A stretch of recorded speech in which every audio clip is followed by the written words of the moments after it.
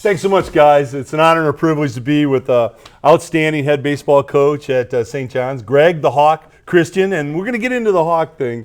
In your second year at St. John's, doing a fantastic job. 16-2, undefeated in the track. Congratulations, Coach. That's got to be pretty thrilling for you. Oh, thank you very much. Yes, it is.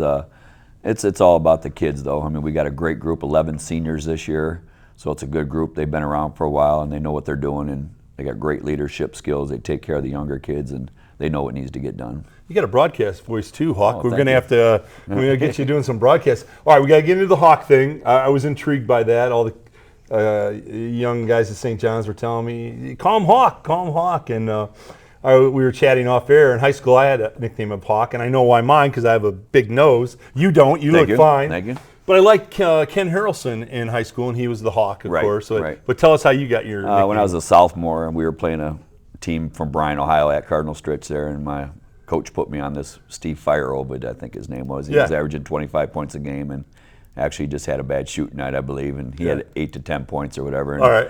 Next day in the paper, it said, I was on him like a hawk. And you got a Hawk from that point forward. Yep. Teachers called me that. My parents called me that. My kids, nobody really knows my first name. So. Well, Hawk, it's a good name. I like it. Thank you. It's very, very cool.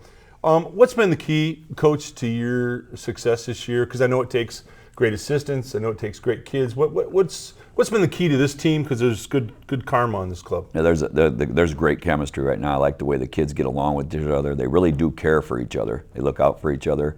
My football coach in high school, Mr. Tom Greer, told me if you're ever going to coach, a couple things you need to do is you got to find kids. You don't have to be so talented that want to work hard and want to learn, and then you have to associate yourself and surround yourself with good people. And I took his words to heart, and I've got a great staff. Casey Christian works with me with the catchers, calls all the pitches, and our pitching coach is Mickey Cassidy, St. John's grad. Mickey was a heck of an athlete. Great, one of the best three-sport athletes to come out of there. Great QB. Yes, and he takes care of all the pitching stuff, everything, and he's phenomenal. And our strength this year is our pitching, and a lot of it has to do with Mickey and Casey.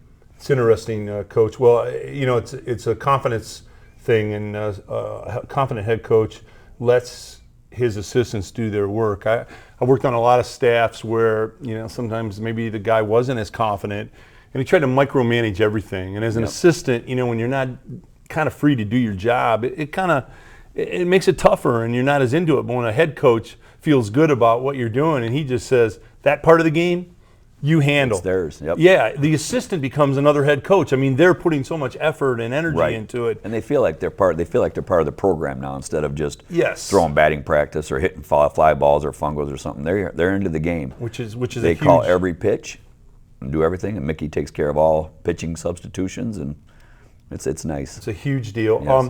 How about a couple of guys in your team, Coach? If I asked you before the season started, a couple of guys that maybe have surprised you. There's always a couple or two that blossomed during the season. They said, oh my gosh, they're doing great. Who would those two guys be?